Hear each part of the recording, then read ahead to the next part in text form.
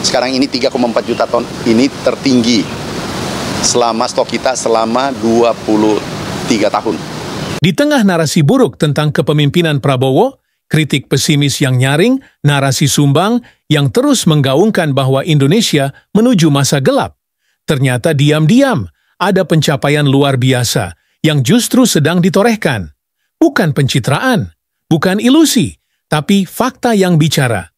Ketika banyak pihak sibuk meragukan, mencibir, bahkan menghitung mundur kegagalan, pemerintah ini justru mencetak sejarah. Stok cadangan beras nasional menembus angka 3,7 juta ton, tertinggi sejak era Bulog berdiri. Tanpa impor, tanpa alarm krisis. Sementara negara-negara lain masih bergantung pada pasar global, Indonesia mulai menunjukkan bahwa kemandirian bukan sekadar wacana. Oke, mari kita mulai. Di awal 2025, narasi yang berkembang di ruang publik begitu gelap dan pesimistis. Banyak analis, pengamat, hingga politisi yang mengklaim bahwa Indonesia sedang menuju krisis pangan. Harga beras sempat naik, panen gagal di beberapa titik karena perubahan iklim, dan impor yang dihentikan oleh pemerintahan baru langsung disambut dengan cibiran. Mereka bilang, Prabowo Gibran sedang bermain api. Namun, sejarah selalu mencatat dua hal. Siapa yang berteriak paling nyaring, dan siapa yang bekerja paling diam-diam. Dan pada akhirnya, yang kedualah yang menciptakan sejarah. Tanggal 13 Mei 2025, pukul 11.03. Waktu Indonesia Barat menjadi bukti bahwa kerja keras lebih nyaring dari kritik. Cadangan beras pemerintah, CBP, resmi menembus 3.701.006 ton. Ini bukan sekadar angka. Ini adalah rekor tertinggi dalam sejarah sejak Perum Bulog didirikan pada tahun 1969. Bukan mimpi. Bukan retorika, tapi fakta. Rekor ini tidak muncul dari ruang kosong.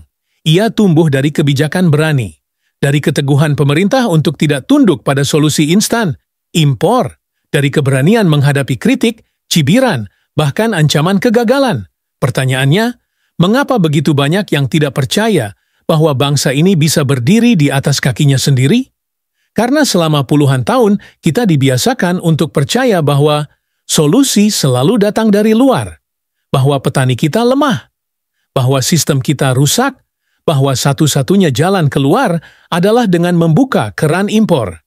Tapi kini, data dan kenyataan membantah semua itu. Dari Januari hingga Mei 2025, cadangan beras melonjak drastis dari 1,7 juta ton menjadi 3,5 juta ton. Dan yang lebih mengejutkan, tanpa ada satupun impor. 4 bulan, 0 impor. Tapi lonjakan stok terbesar dalam 57 tahun terakhir. Bagi mereka yang terbiasa mengandalkan solusi instan dari luar negeri, ini tentu seperti anomali. Tapi bagi petani, penyuluh, bulog, dan kementerian yang bekerja di balik layar, ini adalah buah dari sistem yang berjalan.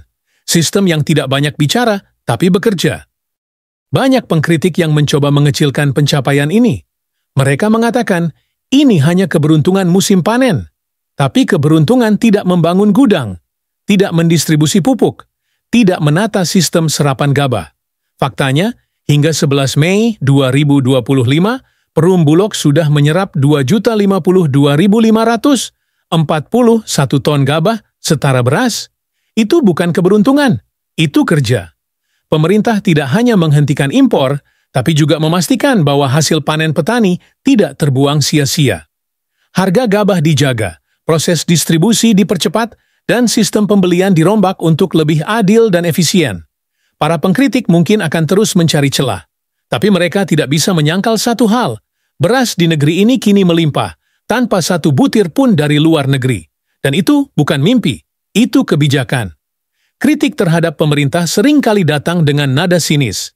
Indonesia tertinggal dari negara-negara ASEAN. Namun, fakta terbaru justru membalikkan anggapan tersebut. Dalam hal produksi beras, Indonesia kini berada di puncak ASEAN. Proyeksi musim tanam 2024/2025 menunjukkan Indonesia akan menghasilkan 34,6 juta ton beras. Bandingkan dengan Vietnam, negara yang selama ini digadang-gadang sebagai lumbung pangan Asia Tenggara, yang hanya mencatat 26,5 juta ton. Thailand 20,1 juta ton, Filipina 12 juta ton, dan Malaysia hanya 1,75 juta ton. Kita bukan hanya unggul, kita melesat. Yang menarik, capaian ini hadir setelah kita berhenti mengimpor beras. Ini bukan ironi, ini realitas. Ketika kita berhenti bergantung pada negara lain, justru kapasitas dalam negeri meningkat. Bukankah ini bentuk paling nyata dari kemandirian? Tapi anehnya, sebagian orang masih sibuk mencari-cari kesalahan. Masih enggan mengakui bahwa pemerintahan saat ini melakukan terobosan. Mungkin karena mengakui keberhasilan, berarti mengakui kekeliruan narasi mereka sendiri. Lonjakan stok beras Indonesia tidak hanya berdampak domestik. Di tingkat regional, ia mengguncang tatanan lama. Negara-negara pengekspor seperti Thailand, Vietnam, dan Myanmar mulai resah. Pada kuartal pertama 2025, ekspor beras Thailand turun hingga 30%. Vietnam kehilangan kontrak besar dari importir Asia Selatan yang kini melirik Indonesia sebagai alternatif pasokan. Bahkan Kamboja, yang selama ini diam, mulai bersuara. Mereka mengeluh kehilangan pasar penting, Indonesia. Dulu, kita selalu menjadi pasar. Kini, kita mulai menjadi pemain. Dan itu mengubah segalanya. Pemerintah tidak berteriak soal ini. Tidak ada euforia berlebihan.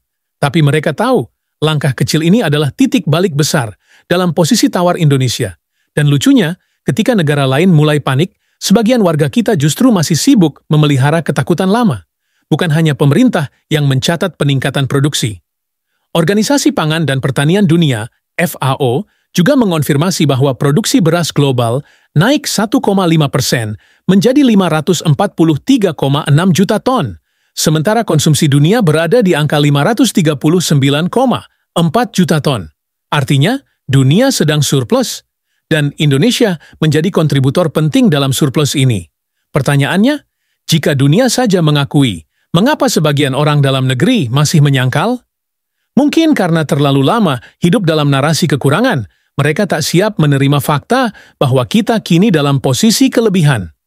Terlalu lama percaya bahwa bangsa ini selalu gagal, hingga ketika keberhasilan tiba, mereka anggap sebagai kebetulan. Padahal, keberhasilan yang konsisten bukan kebetulan. Ia adalah hasil dari arah yang benar dan kerja yang nyata. Salah satu tuduhan yang kerap diarahkan kepada pemerintahan ini adalah populisme. Bahwa keberpihakan pada petani, penghentian impor, dan penumpukan cadangan adalah langkah populer semata. Tapi jika kebijakan populer ternyata membawa hasil, apakah itu salah? Kita sudah terlalu lama percaya bahwa kebijakan ekonomi harus dingin dan rasional, meski menyakitkan bagi rakyat. Padahal tugas pemerintah bukan untuk menyenangkan lembaga rating, melainkan memberi makan rakyatnya. Apa yang lebih rasional dari memberi makan 270 juta warga dengan beras hasil negeri sendiri? Pemerintah saat ini memilih jalan yang tidak disukai banyak ekonom liberal. Proteksi dalam negeri, pembelian gabah besar-besaran, dan dukungan penuh pada produksi lokal. Dan hasilnya? Data yang tidak bisa dibantah. Kemandirian bukan slogan. Ia kini berbentuk ton demi ton beras di gudang Bulog. Di tengah pencapaian ini, kita dihadapkan pada kenyataan pahit. Kritik justru semakin nyaring. Bukan karena datanya salah, tapi karena narasi yang dibangun bertahun-tahun mulai runtuh. Mereka yang terbiasa melihat kegagalan tidak siap menerima keberhasilan. Dan yang lebih parah, mereka yang bertaruh pada kegagalan itu merasa kalah. Sebagian pengkritik bukan mencari perbaikan, tapi pembenaran atas prasangkanya sendiri. Mereka ingin membuktikan bahwa pemerintah ini akan gagal. Dan ketika kenyataan berkata sebaliknya, yang muncul bukan refleksi, tapi kemarahan.